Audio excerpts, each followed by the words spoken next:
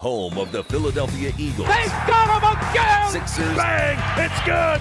Ball game! And Flyers. Tipped in front of the net! 97.3 ESPN. WENJ. WENJ HD. Millville, Atlantic City. A Town Square media station serving all of South Jersey. This is Game Night with Josh Hinnick. It's good! On 97.3 ESPN and the 97.3 ESPN free mobile app. And he scored!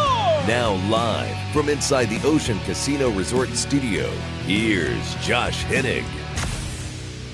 Welcome to Friday of Memorial Day weekend. Josh Hinnick hanging out with you in the Ocean Casino Resort Studios on 97.3 ESPN. Phillies winners of 7 straight. It was raining just a few minutes earlier. Hopefully everybody's doing well out there this weekend. As always, you guys join the conversation at 609-403-0973. Your DMs into the 97.3 ESPN mobile app powered by First Bank of Sea Isle. What are you guys up to for Memorial Day weekend? Let me know. I know 2 listeners listening on the Sports Bash show. They said they were heading up to the Metallica concert up at Lincoln Financial Field this weekend. So several people are actually driving away from the Jersey Shore for the holiday weekend, as many of you are coming down the shore. We'll get into all that and more this hour, but we got to start with the Phils because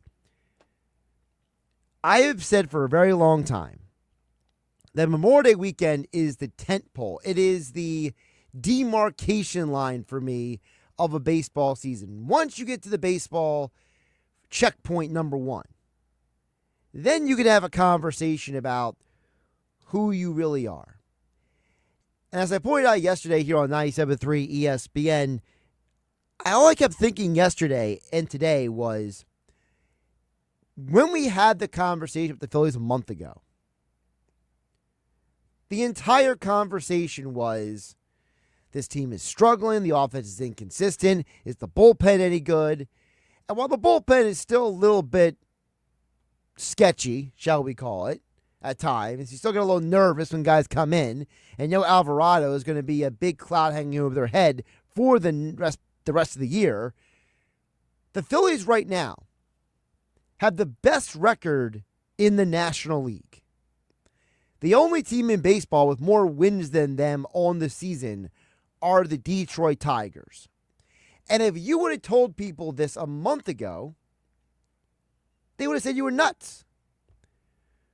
But here we are. Here we are with a Phillies team that they are now 9 weeks away from the trade deadline. And they are in a position to be not just buyers at the trade deadline, but to be a team that could easily separate themselves. A month ago, they were in second place in the National League East. Now they're 2 games up on the Mets. A month ago, the best team in the National League record-wise was the Los Angeles Dodgers. Now the Dodgers are a game behind the Phils. And this is why baseball is a long season. But we can't overlook the fact that, yes, they're on a 7-game winning streak. Yes, the Phillies are the best record in the National League right now. But they just took out 4 games against arguably the worst team in baseball. And this weekend, they are playing an athletics team, formerly known as the Oakland Athletics. Now they are the Sacramento or West Sacramento Athletics. I can't keep track of what their name is anymore. But still, they have had a major shakeup of their roster. They are on a 9-game losing streak, are the A's. They have now called up 5 players from the minor leagues. So I'm not going to learn a ton about the Phillies this weekend. What I am going to learn about this team is after the weekend. After they take out the Athletics, who are the Phillies moving forward? Well, in the Philly Show podcast, they talked about Todd Zalecki, Jim Salisbury, and Ruben Amaro Jr., that the Phillies are in the business of winning. And as you get closer to the deadline, we're going to have more and more conversations about if you want to stay in the business of winning, if you want to be a contender for the World Series, it's more than just winning games in the regular season. It's about doing whatever it takes to put you in a position to win the World Series. They are big time in the business of winning. This nucleus is getting older. Huge payroll, a lot of stars, north of 30. A lot of expectation. Big expectations, and that thinking is going to impact their thinking at the trade deadline. Have to be open-minded to moving someone they don't want to move. And it's going to suck because I'm excited about 4 or 5 of these prospects. I love how Salisbury says that there. You're going to have to trade someone you don't want to.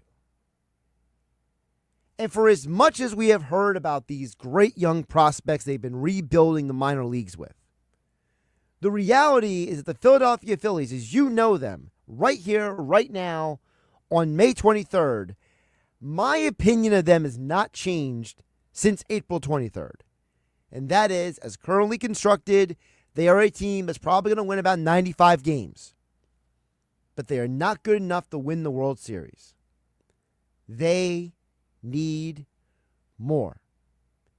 As Ruben Amaro Jr. says on the Philly Show podcast, Dave Dombrowski has to make trades if they win the World Series this year.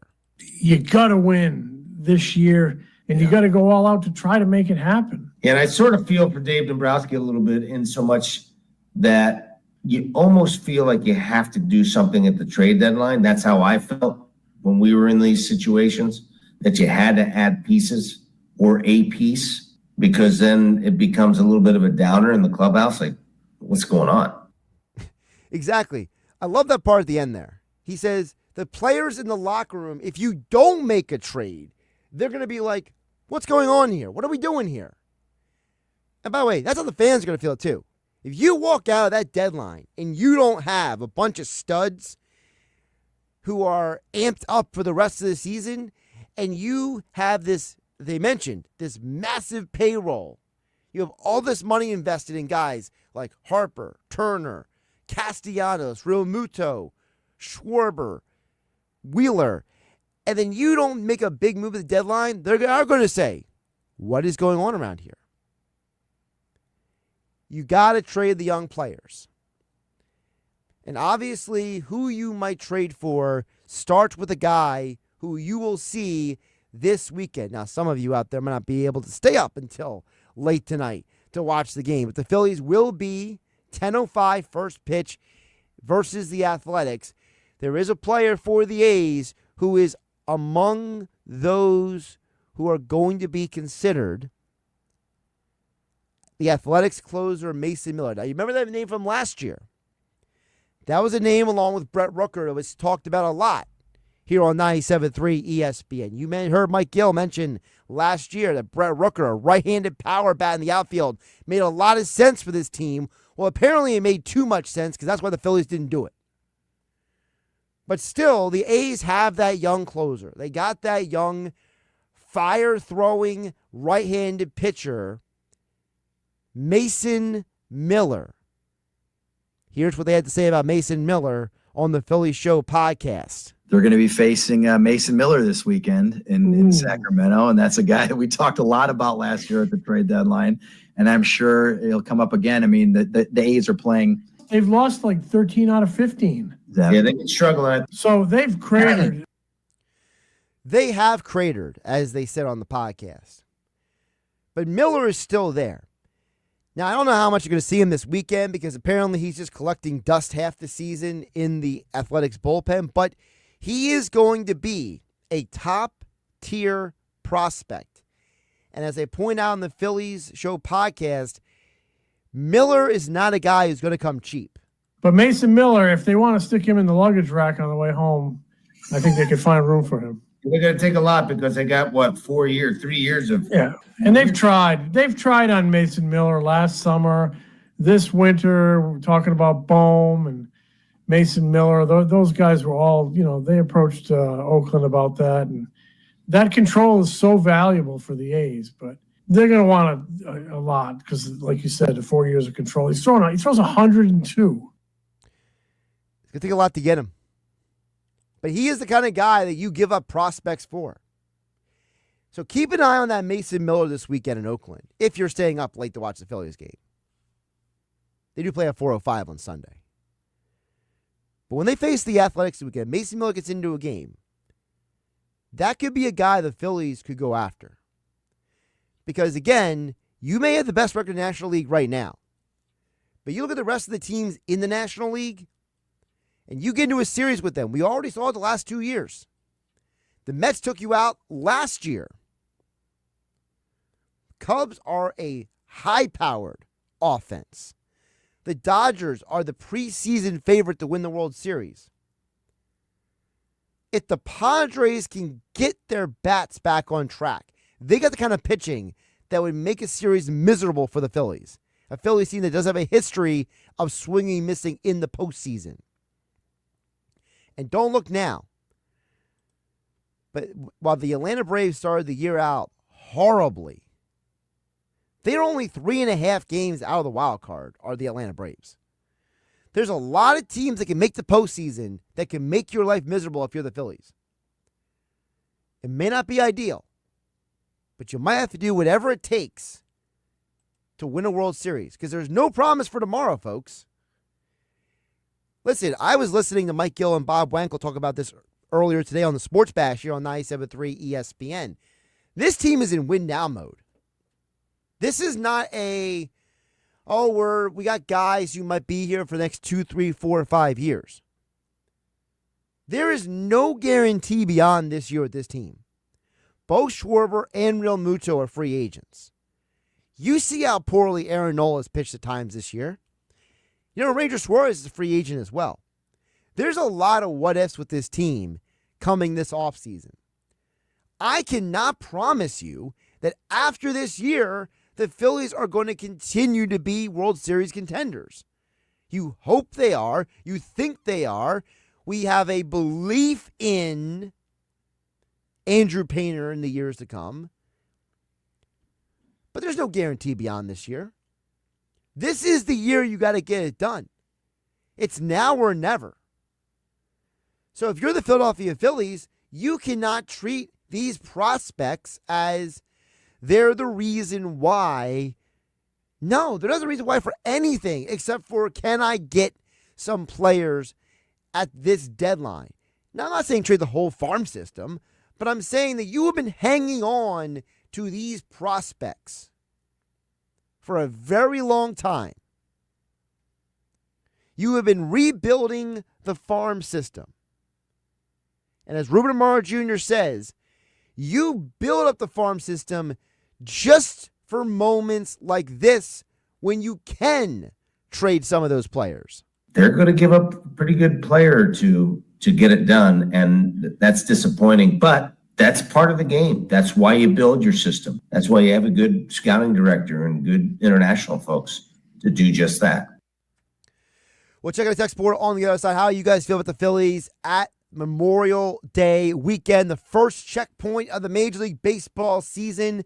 609-403-0973. That's the text board.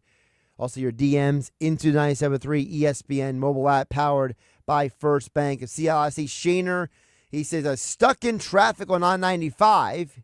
We'll check in with him coming up the other side. More of your texts and messages here with me, Josh Hennig, hanging out with you on the Friday of Memorial Day weekend on 97.3 ESPN. The NBA playoffs continue on ESPN Radio. The Pacers take game one. Back iron and in. Halliburton hit it. Halliburton hit it. How will the Knicks respond in a critical game two? You got to bounce back quickly. You look at the film, make your corrections, get ready for game two. Game two of the Knicks and Pacers. Coverage begins today at 7:30 Eastern with tip-off at 8 Eastern on ESPN Radio. Listen to the Eastern Conference Finals, Game two. exclusively on 97.3 ESPN. Atlantic County is on the move, and the English Creek Tilton Road Fare-Free Community Shuttle will get you where you need to go. Work, medical appointments, family visits, shopping, and more. Every Monday through Friday, the English Creek Tilton Road Community Shuttle links residents to New Jersey Transit buses, serving Egg Harbor Township and Northfield with stops on Tilton Road, Black Horse Pike, Shore Road, Delilah Road, and English Creek Avenue. For maps and schedules, visit driveless.com. That's driveless.com. Progressive knows when you're in your RV, you're already on vacation. That's when you become Vacation You, who just camped where there's absolutely no shade. Even though regular you burns easily. In fact, vacation you burns too, but is too stubborn to admit it, which is why regular you gets in trouble at the dermatologist because vacation you doesn't do doctors. So bundle your RV with your home or auto policy and earn an automatic discount from Progressive. And spend the savings on the both of you. Progressive Casualty Insurance Company affiliates and other insurers. Not available in all states or situations. Memorial Day savings are here at the Home Depot. So take your kitchen to the next level with up to 35% off. Plus, up to an extra $450 off select appliances like LG. Plan your get-togethers with an LG refrigerator you can count on for years to come at the Home Depot. And with the connected ThinQ app, you'll know if the door is left open and when to change the filter. Spend less time worrying this Memorial Day with savings on LG, America's most reliable appliance brand at the Home Depot. Offer valid May 15th through June 4th, U.S. only. See store or online for details. Something good to know from First Bank of Sea Isle City. We have all of today's innovative banking products just like the big banks, but we offer something they can't. A personal community focus. Let's get you started with Bill Pay. You save time when you pay your bills online. It's fast, easy, and convenient. First Bank of Sea Isle City. A community bank that delivers more for you every day. Personal service, today's technology, from the people who truly care. Learn more at firstbankseaisle.com. Member FDIC, Equal Housing Lender. Summer's here, and you can now get almost anything you need for your sunny days delivered with Uber Eats. What do we mean by almost? Well, you can't get a well-groomed lawn delivered, but you can get a chicken parmesan delivered. A cabana? That's a no. But a banana? That's a yes. A nice tan? Sorry, nope. But a box fan? Happily, yes. A day of sunshine? No. A box of fine wines? Yes. Uber Eats can definitely get you that. Get almost anything delivered with Uber Eats. Order now. Alcohol in select markets. Product availability may vary by region. See app for details. This is the Town Square, New Jersey Info and Weather Network. Progressive Insurance presents the Sports Flash on 97.3 ESPN. Zach Wheeler gets the start for the Phillies tonight. They're in Sacramento to begin a 3-game series with the A's. Wheeler is 5-1, has an ERA of 2.67. Jeffrey Springs will go for the A's. He's 5-3, a 3.91 ERA. The game being played in Sacramento as the A's have left Oakland and preparing for a relocation to Las Vegas, and one of two teams playing in a minor league stadium this season. The Phillies are coming off a 4-game sweep of Colorado, winning in Denver Thursday afternoon 2-0, have now won 7 straight games. The NBA playoffs continue tonight at Madison Square Garden. The Knicks and the Pacers will play Game 2 of the Eastern Conference Finals. Indiana rallied from a 14-point deficit in the fourth quarter, taking Game 1 in overtime, while Oklahoma City in the West have a 2-0 lead over Minnesota after winning Game 2 Thursday night 118-103. Progressive Insurance, bundle auto and home, renters or condo, and save with Progressive. I'm Tony Desiri, and that's your Sports Flash on 97.3 ESPN. Not another one. 26-year-old male, wasn't wearing a seatbelt. How's the driver in the other vehicle? Yeah, thankfully she's okay. She had her seatbelt on. It's really sad. You know, these tragedies are entirely preventable. It said click it or ticket, but for some, they should be so lucky. Besides getting a ticket or a fine, the consequences could take your life. So don't risk it. Click it or ticket. This message is brought to you by NHTSA. From the Town Square, New Jersey Info and Weather Network, I'm Chris Coleman. If we're going to grade the forecast for this long holiday weekend here at the Jersey Shore on a scale of 1 to 10, we could probably easily give it an 8, maybe a 9. A quick little passing shower in a few spots this afternoon. Otherwise, skies will slowly clear out later tonight down to 46. Mixed sun and clouds tomorrow, a little breezy and about 70. Sunshine Sunday, 72. Outlook for Memorial Day Monday, sunshine, highs around 73. For Chief Meteorologist Dan Zarrow, I'm Chris Coleman. You have the choice, whether it's going out to dinner or ordering takeout at a local restaurant. Those choices help to put money back into your community. And Town Square Media South Jersey puts a spotlight on local restaurants. Go deep at Jester's Dive Bar in Rio Grande. Jester'sDiveBar.com. Pruventer Restaurant in Ventnor, a Latin American steakhouse with daily specials. Find them on Facebook. The Cheese Board is back in Central Square Linwood with Chef Justin reviving the classic flavors you love. Thank you for supporting these great local restaurants. This is Game Night with Josh Hennig on 97.3 ESPN and the 97.3 ESPN free mobile app. Before we get to the text board at 609-403-0973, I wanted to just really quick, because someone did ask the question on the DMs on the 97.3 ESPN mobile app powered by First Bank. See how they're a little out of the loop on why is the game in Sacramento? basically is our question. So really quick, I don't want to waste everybody's time on this because it's a very long and laborious story. But the gist of it is the formerly Oakland Athletics, okay, they were trying to get a new stadium in the Oakland Bay Area for many years.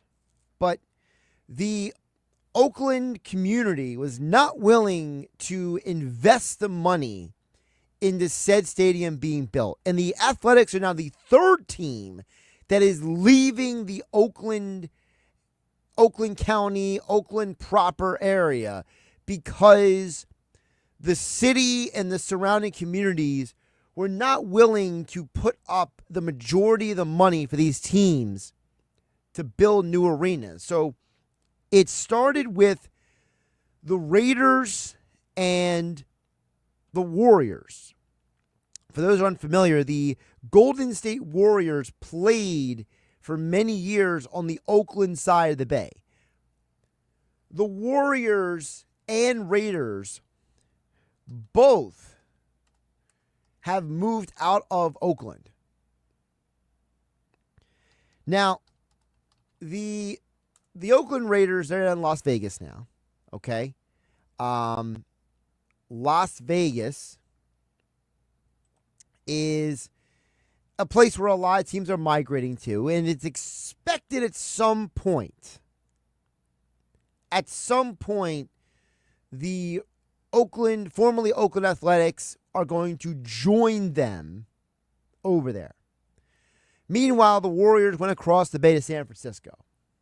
And this is really where the conundrum is for a lot of people that might be getting confused because it's like, wait a minute, the Athletics are here, the Raiders are here, the Warriors are where? You know, and it's a lot, okay? So I totally understand why the person asked the question. So the gist of it is when the Athletics couldn't get their stadium deal done and they got shot down like the Raiders and the Warriors did, they decided they wanted to move to Las Vegas like the Raiders did. Well, the problem is they still need a stadium to be built in Las Vegas. And the owner of the A's is a lot less proactive than the owner of the Raiders, Mark Davis, and the owner of the Warriors, Jacob Latham. The owner of the Athletics he has been accused of being a bit of a snake oil salesman, okay? You know, and that is John Joseph Fisher. I knew it was a guy with three names. He is a guy that a lot of people have a lot of negative opinions about. Okay? And apparently the perception of him and his family is that they are very cheap and they don't really have an interest in doing what's best for the team. They just want to make money. And so the idea being that they want to move the team to Vegas because they think that is the most financially profitable, number one. And number two, they are getting people in Nevada to foot a huge portion of this new stadium to be built. The theory is that they are trying to get the state of Nevada and the Las Vegas government to finance 550 of the $1.75 billion ballpark they're going to build.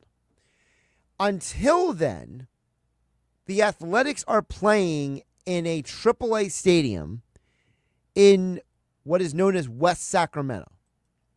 So right now they are known as the Sacramento Athletics. This will be the second time this month the Phillies are playing a Major League Baseball game in a non-Major League Baseball stadium. Now, I remind you, the only reason why the Tampa Rays are not playing Tropicana Field is because a hurricane ripped off their roof. And while the Rays are trying to build a new stadium as well, they're not playing in a spring training facility because of owner irresponsibility. They're playing in a non-Major League Baseball stadium, the Tampa Bay Rays, because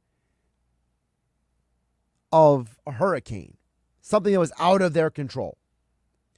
The Athletics are playing in a minor league stadium because apparently the owners, the Fisher family, are cheap.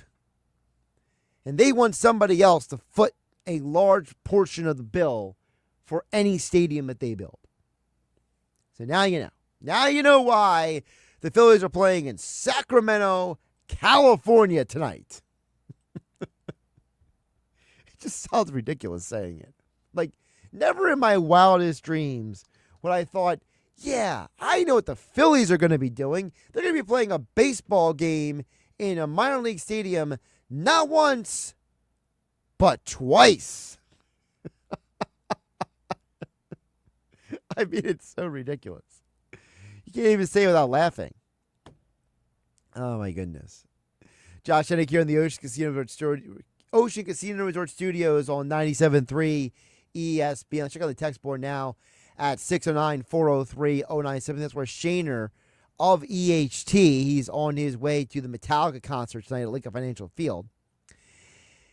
He chimes in a little bit earlier this hour and says, Kyle Schwarber, he's going to hit 47 home runs this year. He's going to become the National League home run king and beat Ohtani.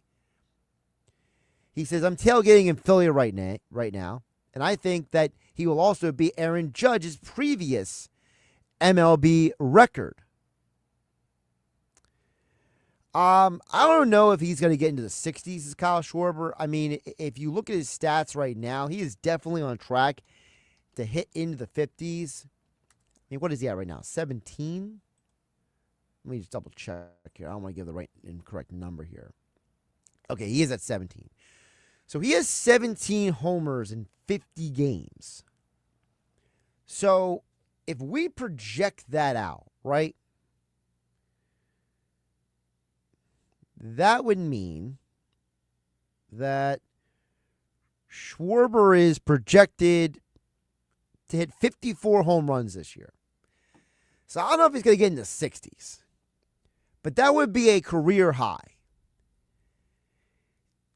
Two things on Schwarber here, Shaner. Number one, I don't want to overlook the fact that this guy is still potentially an MVP candidate. Mike Gill brought this up months ago here on 97.3 ESPN. That Kyle Schwarber's in a contract year. And Gill and I talked about how when you're in a contract year, you typically have the best year of your career. Schwarber is playing for one more payday. And I don't think that he lost all the weight he did for no reason. He has now lost weight for 2 consecutive off seasons. Last year, he upped his batting average by 50 points. Last year, he led the National League in walks. He has cut down the strikeouts. He is looking like an MVP candidate this year. And at 32 years old, I don't think he's slowing down anytime soon. I think Schwarber is definitely going to get into the 50s with the home runs. And you cannot overlook his value to this team. And look, Harper has been absolutely bonkers the last 2.5 weeks since he gave himself a buzz cut. You know, Harper has increased his batting average by about 50 points. He has been absolutely on fire. But you could argue part of the reason why Harper has been on fire is because the guy hitting behind him now is an MVP candidate, that being Kyle Schwarber. And it's interesting you mentioned Ohtani because I'm not going to sit here and say Ohtani is having a bad year because I can't. Ohtani is going to be one of those guys. When his career is done and you look back on it, you know, when we're having the conversation, how old is Ohtani? 30 years old. So when he retires, let's say in 10 years.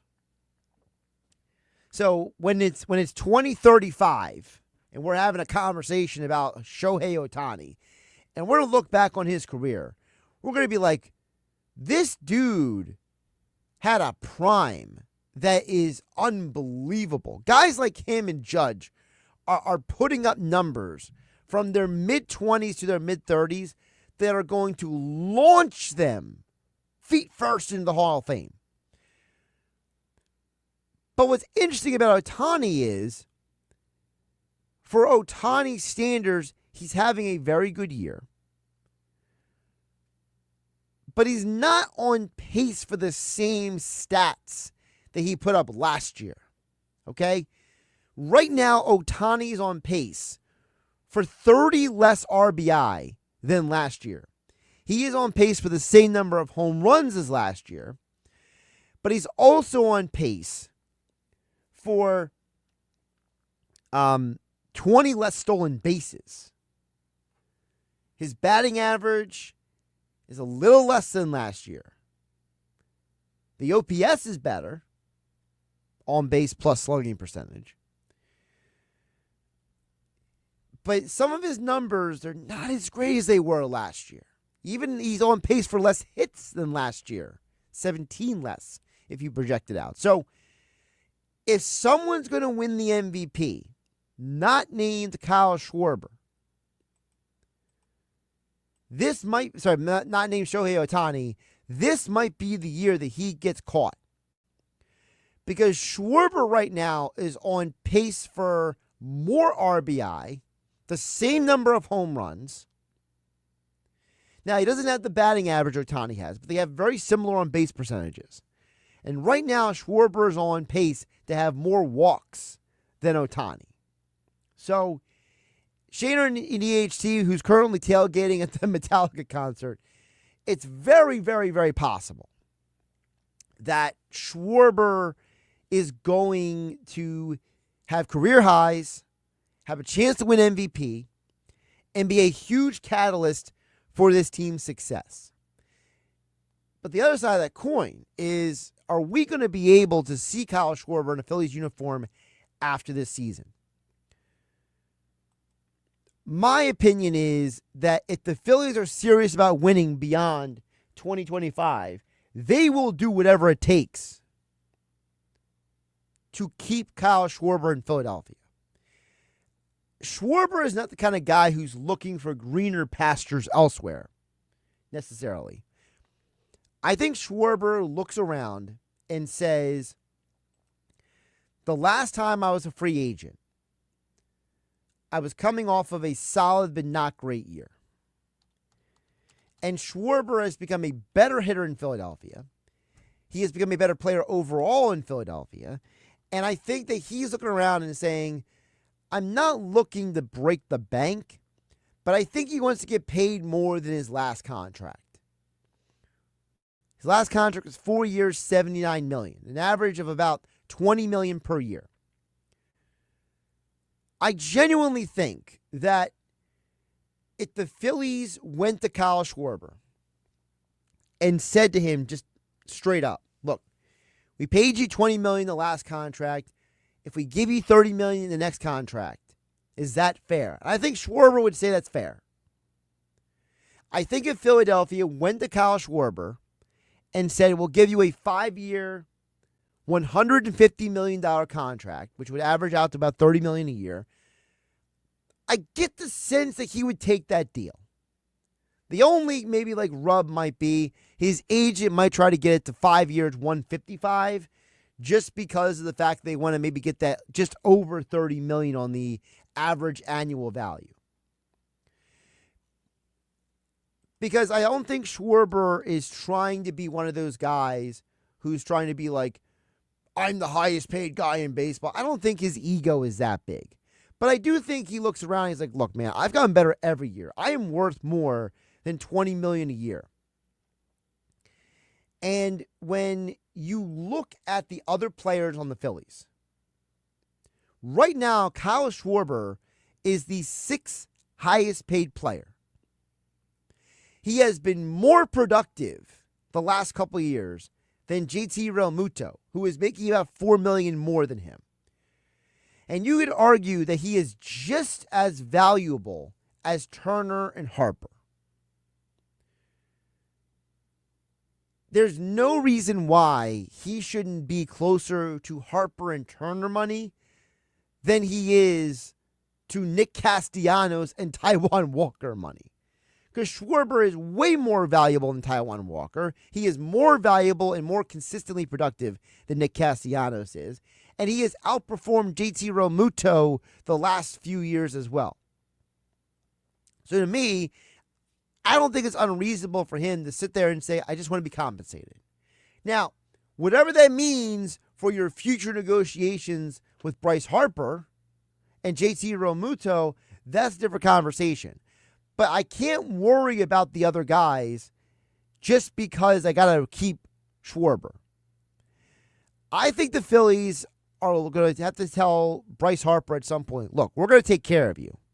But right now, we got to take care of Schwarber. We got to make sure that after this year, we don't lose the guys who are important to our success long term. That's at least how I look at it.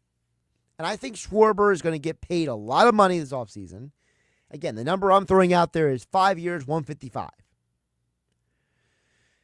But if he wins MVP, you might have to have a conversation about a different kind of contract. You might have the conversation to tell Schwarber, look, we're willing to give you a big contract, but we're going to front load it. I think there's a strong possibility the Phillies give Schwarber a 4 to 5 year contract, but try to convince him to take a majority of the money over the next 3 seasons. He's 32 years old. I don't think the Phillies want to be paying Schwarber $30 to $40 million a year at age 36, 37, and 38. Right now, they are contractually obligated to pay Bryce Harper $23.5 million at age 36, 37, 38. I don't think the Phillies want to be paying somebody else $10 million more than Harper when they're both about the same age. I think there's a part of this conversation that needs to be had about Schwarber when you tell him, look, man, we love you, we value you, but we're not going to pay you an exorbitant amount more than Harper at any point in time. Bryce Harper is still the superstar of this team. And while Schwarber's importance cannot be denied, you can't have a scenario where you're paying a guy who is arguably your second or third best player $10 million more than your best player. It just can't happen. If you're paying Schwarber $3 million more than Harper, I don't think Harper's going to complain about that. Harper might pay the money himself, honestly. We saw what he did for JT Realmuto in advocating for him to be re-signed. The Schwarber thing will be something interesting to keep an eye on. All right, coming up on the other side, I'll check back on the text board at 609-403-0973. Your DMs into the 97.3 ESPN mobile app powered by First Bank of Seattle. Still to come.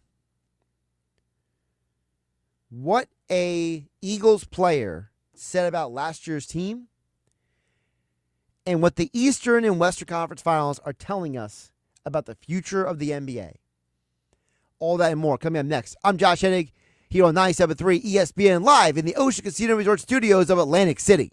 Saturday morning in the locker room with Billy Schwein, producer Nick Earnshaw joins me in the studio. We'll talk about the Phillies' 7-game win streak. Hour 2, Mr. Negadelphia PJ Corda checks in with his insight on Philly sports. Brought to you by the Vassar Pool Service. Next, the Beach Patrol report returns. Brought to you by McCann Realtors of Seattle City and the OCBP Lifeguard Alumni Association. Dan Adams joins me as we hear from the chief of the Avalon Beach Patrol, Matt Wolf. It's the locker room with Billy Schwein, Saturday morning from 10 a.m. to noon on 97.3 ESPN.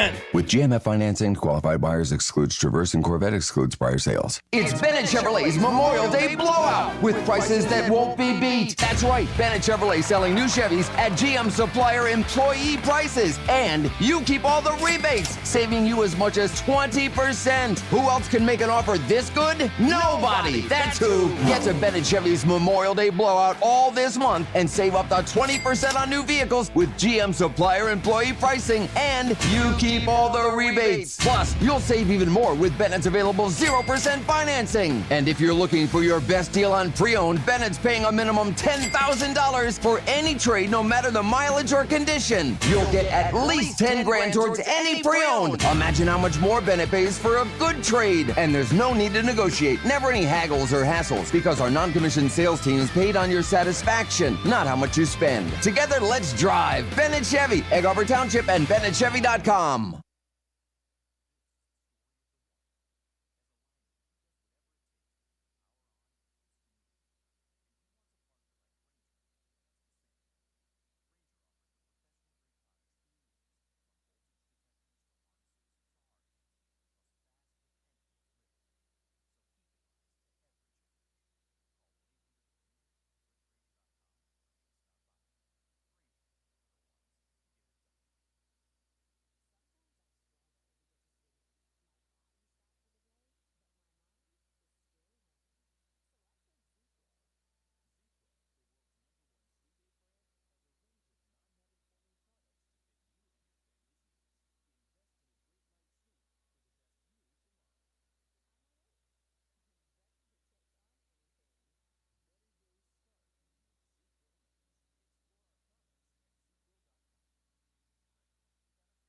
Get in the zone, AutoZone. Welcome to Bundle Deal Days at AutoZone. Well, I do need a bundle of things. When you bundle, you save. Do I save if I bundle oil with an oil filter? Save up to $12 on that bundle. What about brake pads and rotors? Bundle those and the brake pads are free. Can't save more than free. You can save on hundreds of deals during Bundle Deal Days. Ends June 2nd at AutoZone. Get in the zone, AutoZone. Restrictions apply. Duralast brake pads only.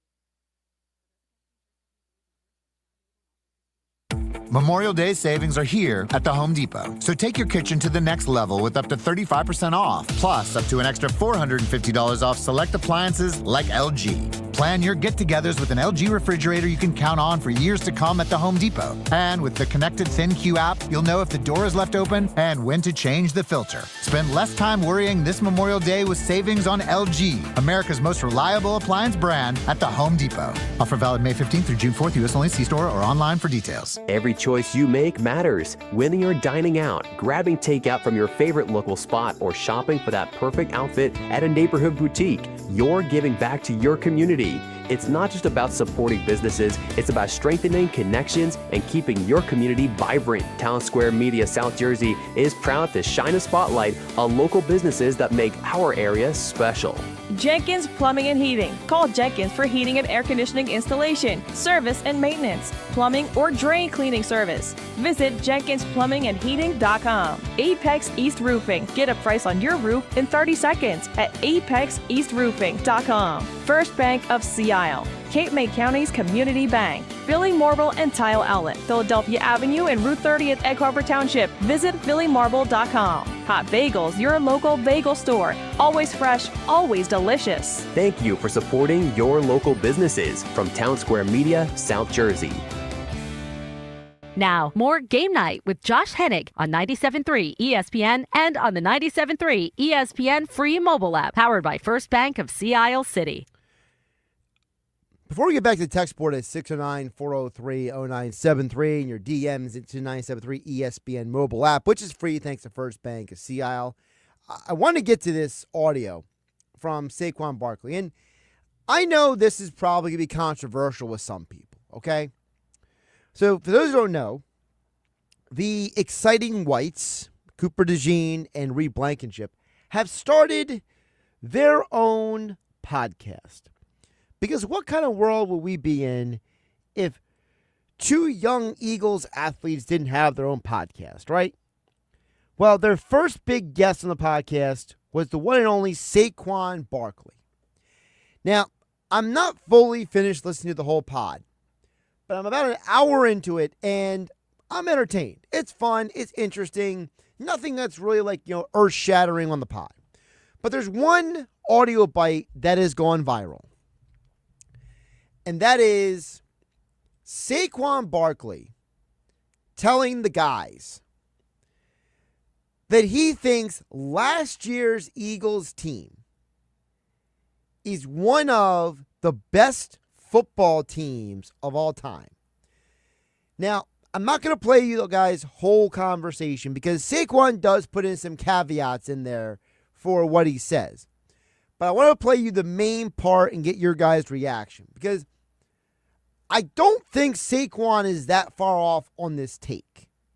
Here is Eagles running back Saquon Barkley on the Exciting Mike's podcast. I firmly believe when you look at our team that we had last year, I think we're a top 5 team of all time. And I tell my boys this all the time. Like, if you really look at the season outside of the first 4 games, like, it was belt to ass. How dominant you guys were on defense and how dominant we were on offense and special teams. People don't realize how great of a team that actually was. We were working together. Yeah. Obviously, you have training camp, but, like, it's kind of different when it's just in game. Like, how your coach really is. Like, how's he calling the game? Like, getting used to that and kind of getting used to the guys you play with. But after the bye week, I like we just all bought in. We just bought in. I think we all just bought in, and like you hear like the outside noise and expectation. Like we didn't care how it looked. Only thing we cared about was winning football games. And when you have the talent, skill that we have in our team mixed with the coaches, we all play together like how we played. Like teams really stood no chance.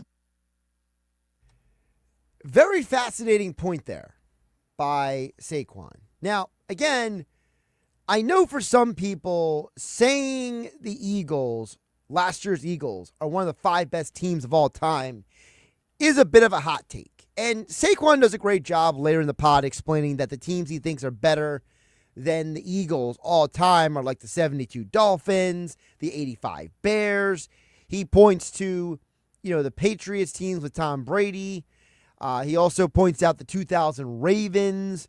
So he did put some caveats in there, okay? It wasn't like he was being completely ignorant about football history. But I think his point is very, very fascinating. You cannot overlook the fact that as constructed, that team, as he said there on the Exciting Mike's podcast, you can't overlook the fact that that team last year, the way they played from week 5 to the Super Bowl, there was only a handful of games that were close. And frankly, the one loss that they had, they shouldn't have had. Because with Jalen Hurts getting injured in the game and C.J. Gardner-Johnson getting thrown out of the game, that allowed Washington to get back into that game and win it. There was only one game in the postseason that was close, the entire run. And that was the Rams game in the snow. And you had an amazing defensive effort by Jalen Carter, who showed up at the right time to shut down Matthew Stafford and the Rams. When you look at that Eagles team last season, okay, it's hard to measure because when you're in the moment, you don't want to overreact or underreact. But you are talking about a team that was second in the NFL in points allowed per game. You are talking about a defense that actually was number 1 in the NFL in points allowed per game from week 6 to the end of the regular season, week 18. They did average over 27 points a game. Saquon had an historic season as a running back. And it was because of that historic season as a running back that he had is a huge reason why Jalen Hurts led all postseason quarterbacks with 5 passing touchdowns. The threat of Saquon allowed Jalen Hurts to have an incredibly efficient postseason run. 71% completion percentage. Super Bowl MVP. The defense, the way they played, was a huge problem for teams in their postseason run. In fact, when you look at their opponents during the postseason run itself, there was only one game where an opposing offense, I should say, had more than 400 total yards. That was the aforementioned Rams game, the only close game. Every other game, they held those teams to 350 or less total yards. They are the only team, aside from the Tampa Bay Bucks, that have put Pat Mahomes on skates. 15, 20 years from now, when we look at the history of the NFL, the 2024 Eagles, I think Saquon is correct, will go down as one of the best teams in football history. Now look, I am not going to pretend like I have the exact list and my list is better than anybody else's, okay? Because I do agree with Saquon that the 72 Dolphins, the 85 Bears, and the 2000 Ravens are three of the best teams of all time. You should probably throw in there, 76 Steelers, I believe, that had like 12 or 13 Hall of Famers on the team. You probably have to put in the conversation those 49er teams that had all those Hall of Famers as well. Joe Montana, Jerry Rice, Charles Haley, Ronnie Lott, Roger Craig, who probably should be in the Hall of Fame, with Bill Walsh as the head coach. Like that, I think it was like with the 88, 89, 49ers. You could probably throw them on the list.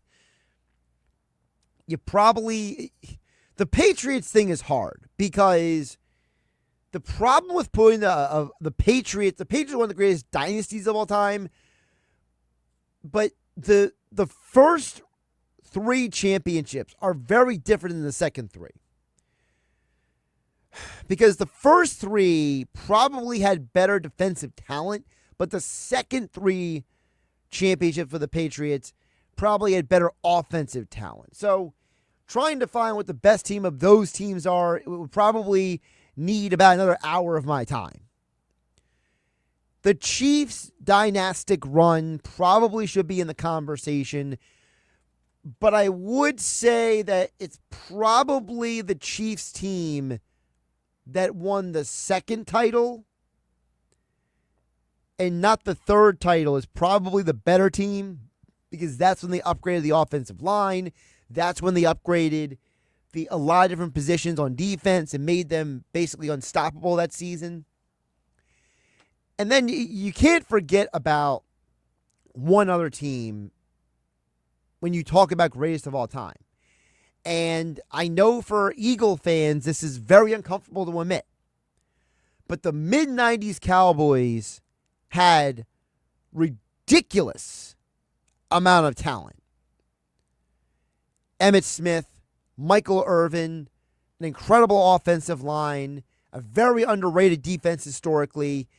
If you want to say maybe the team with Dion on the team, you want to say that's one of the best teams of all time, I'm certainly willing to have that conversation. And then if you're talking about greatest of all time teams, because of what Saquon said, one other team that he did not bring up, because he didn't bring up the Steelers of the 70s either. I brought them up. When it comes to other greatest of all time teams, if we're going to be fair, okay, if we're going to be even, one other recent team has to be considered is the Rams team that beat the Bengals a couple years ago with Aaron Donald, Matthew Stafford, Cooper Kupp. Just an incredible defense that Rams team had, a high-powered offense. And for about a quarter and a half, Odell Beckham Jr. was on his way to winning Super Bowl MVP until he got injured. So you could argue that the Eagles might not be one of the 5 best, but they're at worst one of the 10 greatest teams of all time. or at least in the Super Bowl era, if we stick it to 1967 to 2025. And what we're basically saying is in the last 60 years, you're one of the 10 best. That's a pretty significant statement. Dan from Tuckerton brings up a good team as well. He says, this team never won, but the Bills going to 4 straight Super Bowls was really impressive too. I would argue that the Buffalo Bills teams that never won a championship are probably the greatest team to never win a championship in the NFL history. I know some people will point to the Minnesota Vikings and the Purple People Eaters with their great defense, Frank Tarkenton, but those Bills teams with Jim Kelly, Thurman Thomas, Andre Reed, Don Beebe on offense, and then Bruce Smith and a very underrated defense. Those teams, though they lost those Super Bowls because styles make fights. They faced a Washington team with a stupidly high-powered offense, with a one-hit wonder in Mark Rippon. 2 Cowboys teams that are among the greatest of all time. And a Giants team where they lost because the kick went wide right. So, I'm not going to sit here and forget about the Bills. It's a really good pull there by Dan and Tuckerton. But, yeah, you could say the Bills in the 90s were the greatest teams that never won a championship. At least in NFL history. It's them. Right behind them would be the Minnesota Vikings of the 70s. And I would say if I threw one other team out there,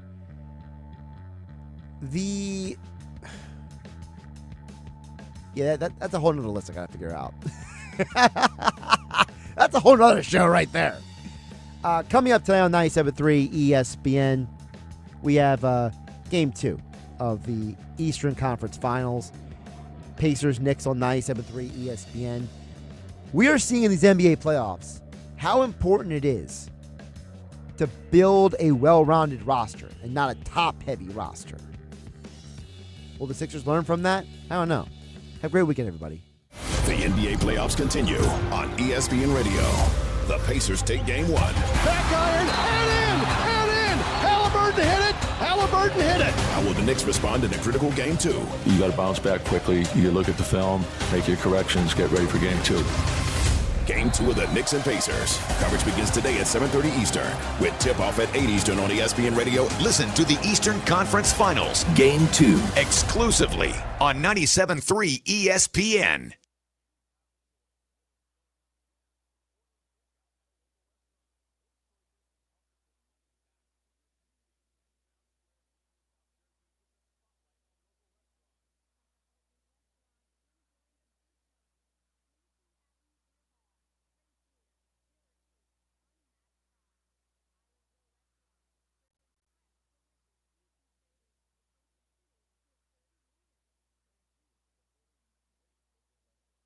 South Jersey's official play-by-play home of the Eagles, Sixers, and Flyers. At 0 point would I ever consider not being a fan of the team. 97.3 ESPN, WENJ, WENJ HD, Millville, Atlantic City. A Town Square media station serving all of South Jersey.